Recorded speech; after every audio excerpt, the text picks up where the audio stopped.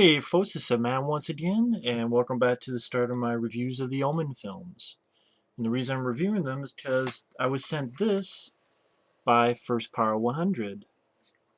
And it was in a set that came like this. I believe it was like this. Wasn't really sure why he sent me this. I guess because he just wanted to hear my thoughts in it. I remember I had like a DVD that was the making of these films. I got them mainly because I'm a fan of documentaries. But even if they're films I'm not really most interested in, to be honest, the Omen films are not really. I'm not really the biggest fan of the Omen films. I mean, before I saw this set, I saw the first one and the remake. But now I will be giving to you reviews of all the Omen films, and it's not my favorite franchise to be honest. But First Part 100, it was nice enough. This is a gift. I will say though about the packaging, this is really shitty packaging. Because this is how it came in the mail. See how it's bent like this with these creases and shit? Because this packaging, I swear, is flimsier than toilet paper. This packaging sucks. I swear, this packaging, toilet paper has more weight to it. I mean, this is how I barely even touched this thing, and look how bent and all this shit. I mean, this is how cheap jack this fucking packaging is. Might as well be fucking toilet paper. Holding these things together. Even look at this. Like the holders, it's these plastic things. Look at this. See this plastic thing? That's it. You put the disc on here, and it's just this plastic thing in the middle. Wow. 20th Century Fuckface went all out in this packaging. Oh, by the way, it's the Omen collection, but they don't have the fourth film. They have the original, the remake, 3 and 4. So, I mean, the original, the remake, 2 and 3. So 4 I have to watch online. Um, and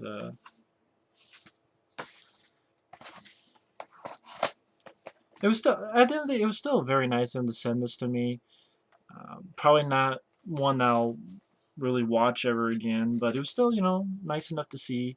I know it's like 2 minutes in. I haven't gotten to the reviews, but be forewarned if you're a big Omen fan. Be warned, I'm not the biggest Omen guy, and watching these films again, yeah, just not the biggest one. But the first film, starting out with the first film, it's not going to be a rant because I don't hate the first Omen film. It's just not a movie I really enjoyed either. But it's a film I respect. The first Omen film I do respect. Because especially after seeing the remake, really makes me respect the original more. Because the original Omen is not my kind of movie. I'm not really the most interested in the storyline. But just personal preference.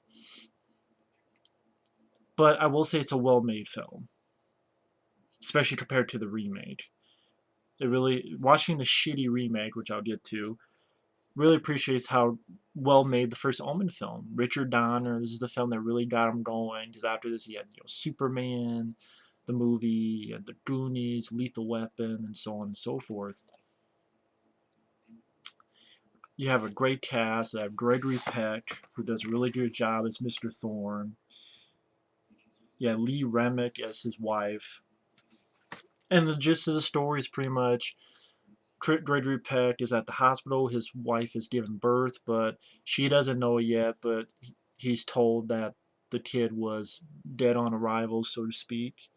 And he's like, man, it's going to kill her if she finds out. She's not going to be able to take it. And pretty much people offer him another solution. There's a baby that was born around the same time, and they tell him that his mother has died, and your wife would never have to know. So, kind of a crazy decision to make without talking to his own wife first, but that sort of starts his downfall because takes it, and you find out that some time goes by. He's with his wife, Lee Remick, and they're raising this kid named Damien. And Gregory Peck becomes ambassador to Great Britain, And all of a sudden, his birthday comes up. It's like a few years later now, and things start happening. Their nanny, you know, you guys have heard of all these scenes. You've seen clips of these scenes a lot of times. You have the nanny who goes, "Damien, it's all for you," hangs herself outside of their house. You have this weird priest, which I gotta say one thing, little rant on.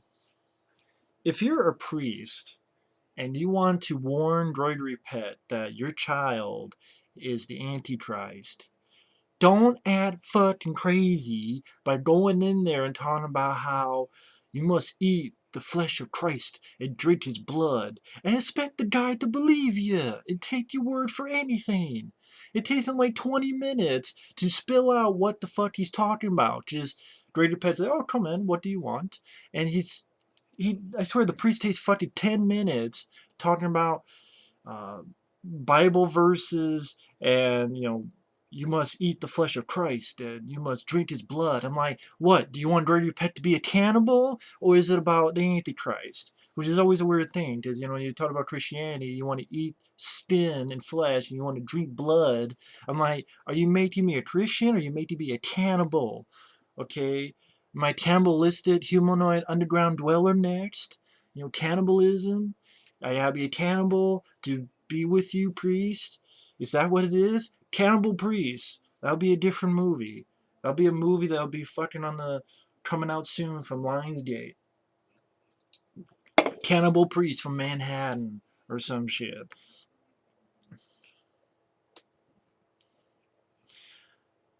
My point is, if you're a priest and you're going to warn Gregory Peck, act sane. Just a thought. Act some type of sanity. I know that's the point. He's supposed to be an insane priest, but I see this a couple times in these movies. It's like these priests kind of acted normal. Maybe your point will get across a little bit better. Just a hunch.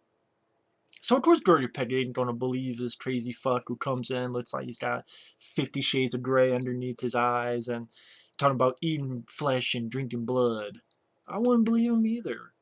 So he pretty much tells him to fuck off. Doesn't really say that, but he does. And you have David Warner as a photographer, and he takes pictures, obviously. And starts seeing these weird images in the photos. The priest later on tells Gregory Peck, you need to meet me at this place. Your wife's going to be in danger. They meet, and he tells him that your son's the Antichrist. You need to go to this place. You need to get a knife from this place. You need to kill your own son because your wife is pregnant and your Damien's not going to let that kid, your unborn son, live, and he's going to go after it. He's going to go after your wife. And of course, Gregory Peck doesn't believe him again. And you have all this weird stuff happening. You have a new nanny that comes in, and um, Lee Remick says that they're going to check up on this nanny because they both did not hire this nanny, and she just goes, "Oh yeah, the agency sent me." So, and they say they don't check it up, but it's never reported back. So I'm like, did they check up this nanny? This is someone who works for the nanny agency. Let them know. Oh yeah, this nanny. Yeah, sure. This nanny. Yeah, go ahead. I mean, or did they just get lazy and not check up on it, just buy the nanny story? And then she has a dog, which they question, but they let the nanny keep the dog there. And of course, the new nanny, and this dog are the sort of the bodyguards of Damien. You have all this weird stuff happening, like they try to take Damien to church, and Damien freaks out, struggling against Lee Remick. You have they go to the zoo, Lee Remick and the kid, and you have like the giraffes. They get the fuck out of Dodge, and you have these. Uh, God, how did I forget the kind of apes they are? Just pretty much kind of baboons. I think this is that how you call them? I'm an idiot. I know. My brain fried just now. Pretty much monkeys attacking the shit out of the car and scaring the shit out of him. Lee Remick doesn't know what's going on with this kid. The priest that was warning Gregory Peck, he gets killed. Interesting way. yeah, this pipe that goes down and stabs him from here to the ground, pretty much stakes him there on the ground. David Warner tells Gregory Peck, he shows him these pictures, and it shows like a picture of the former nanny that looks like it had a noose around her, other pictures of the priest that looks like it had a pole that went through him, and like all these things. It's like, a lot of weird stuff going on. And then Gregory Peck's wife gets, you have the famous scene with the kid with the tricycle hitting what Lee Remick is standing on, and her falling down, having been taken to the hospital, but her unborn kid is dead. And before I go further, the reason I don't hate the film, I know it sounds more like a rant so far, is because it's well directed. It is a well directed film. Even just in the beginning, they show it's more simpler film. It's not overblown. It's not over exaggerated. Uh, the most you could say is some of the Jerry Goldsmith music, but at least that's good music as opposed to the remake. Marco Beltrami's music in the remake sucks ass. It's way too overbearing, over the top, and just annoying to listen to. Here, yeah, that creepy choir, but then you have subtle moments too, which really work for the film. I think Jerry Goldsmith did a great job with the score here. I thought the acting was really good. Gregory Peck was, I really kind of questionable decision at the beginning, but you kind of okay, he's doing it for his wife. But Gregory Peck did a good job acting. I thought he did a really good job. I thought Lee Remick did a really good job acting as his wife. I thought David Warner did a really good job. I thought the kid was natural. He just had a natural look to him. The one in the remake, it just had a looked fake. It looked like a kid from a Children of the Corn remake. One of those kids. And I'm sorry, this kid here looks fucking like shit. Just looks fake. Just like someone trying to make him scary.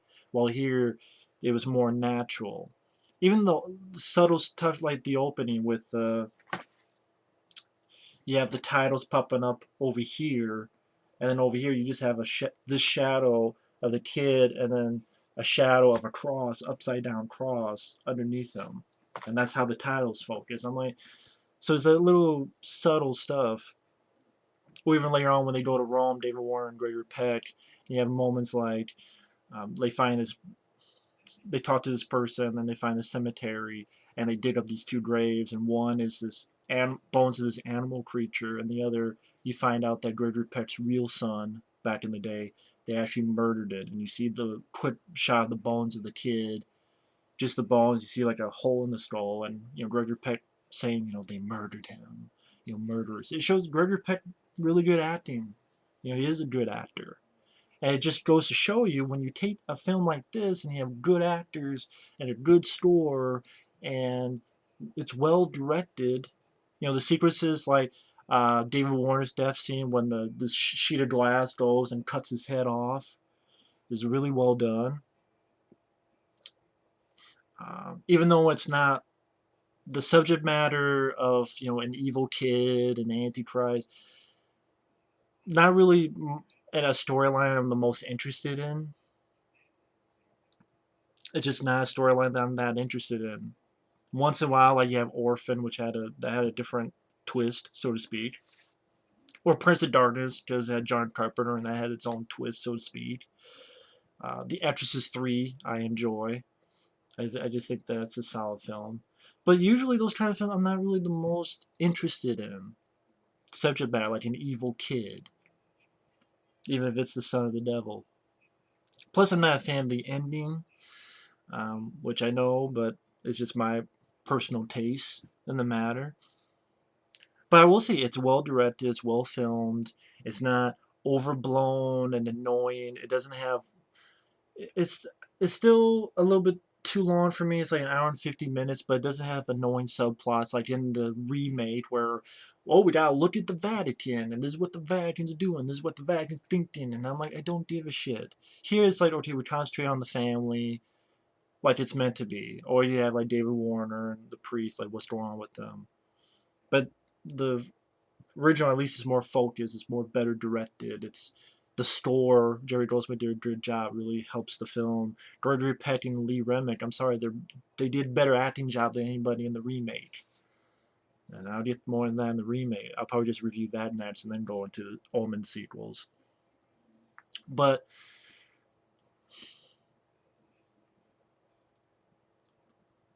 like you said, yeah, yeah, the Lee Remick, she's in the hospital after her fall, but then later on, the nanny kills her. Is really, it's a sad scene because I thought Lee Remick did a good job as well as Gregory Peck's wife. Yeah, the scene in the cemetery, then you find out that Gregory Peck is supposed to get these knives and put them in Damien. He's like, wait a minute, I'm supposed to kill this boy? Really? Like, he's doubting himself. And then that's when David Warren gets killed. And again, it was well shot the way they handle it with the head, sheet of glass going, the head like rolling like this. Well done shot. And then we get to the finale, and the finale is Gregory Peck fights the nanny, stabs her because she tried to stab him, gets the kid, goes to the cemetery, the church, has a knife, and the kid's like, "Oh, don't kill me, Daddy!" And he hesitates, and that's again his downfall. He hesitates. The cops come in, and you hear a shot, and it goes to the funeral, and of course there's Damien. He turns around, he has that creepy smile. And the kid here has a more natural look to him than the one in the remake. Here it's just I don't know, maybe the way it's photographed too, just that old school photograph just makes the film look more, I want to say proper or more, I don't know, less stylized and more proper. I think that's the thing, is that this isn't stylized. This is just a film.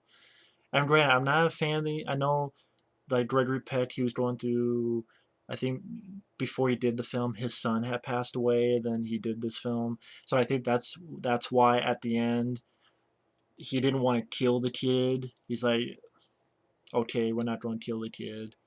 And then I remember Richard Donner said he filmed a scene where all of them died, Gregory Peck and the kid, and there was a funeral for both of them. And then I think the head of the studio said, "Hey, why don't you let the kid live?" And so they came up with that shot at the end. And I don't know, I'm just not. It's a depressing movie. I mean, Gregory Peck dies, Lee Remick dies, David Warner dies. It's a depressing movie. The bad guy wins. Um, I know. Every horror film's not supposed to have a happy ending. I understand that. But then there's personal preference as well.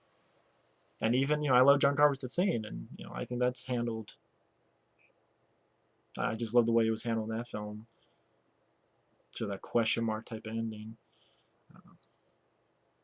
But of course, that led to the sequels: Omen 2, Omen 3, Omen 4. So the film, great. I'm just not. Just personal preference. Not a fan of the ending. A little bit of slow paced film, and I like certain slow paced films. I love The Legend of Hell House with Roddy McDowall. I love The Shining with the Stanley Kubrick's version. It's not that I don't like slow paced films.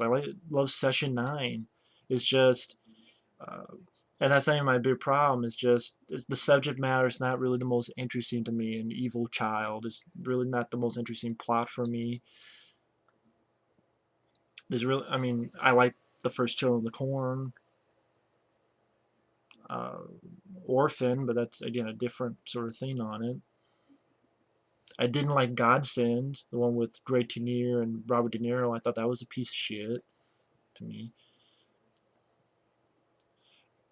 And not be a fan of the subject matter, and the ending, and a little bit of the pacing.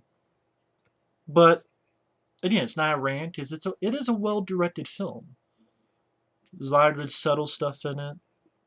There's a lot of good moments, like when Gregory Peck finds the bones of his kid buried in that cemetery. I thought Gregory Peck, David Warner, Lee Remick did a good job acting wise. I thought the score by Jerry Goldsmith is miles better than the shit in the remake. And again, when you watch the remake and then you watch this in the remake, it just goes to show you that when you get a good director like Richard Donner and a good cast and a good music composer, you can create a better. How is night and day between that and the remake. Remake, you get a shitty director like John Moore. Liev Schreiber, he's okay. The other girl, I already forgot her fucking name. Julia Stiles, not much of an actress. Score by Mark Beltrami sucked. Useless subplots. Just shit handled worse. It's like, okay, we're going to adapt it and we're going to do it worse. With worse acting, with worse directing, with worse pacing, with useless subplots, and other bullshit. I'll get to that more. So I do respect The Omen. You know, so I don't hate the film. It's not a film I would watch again, need to watch again, but I respect it. I definitely respect it for the acting with Gregory Peck and Lee Remick and David Warner. I respect it for Gary Goldsmith's score. That was well directed by Richard Donner. Just the subject matter, not the most interesting to me. The ending, not really be a fan of. The pacing, a little bit slow at times. I don't want to say for my taste, because there are slow films that I enjoy. Um, but either way, I'm going all over the place. I'm just repeating stuff like 5 fucking times. I'm some little, oh, you repeat this 5 times. It took you 20 minutes to do it. Whatever. Blow it out of your ass. Go watch another 50 other reviews of The Omen. But here's my review of The Omen. Stay tuned for The Omen remake, which sucks dick. If you want to know why, you want to stay tuned. So we'll see you later.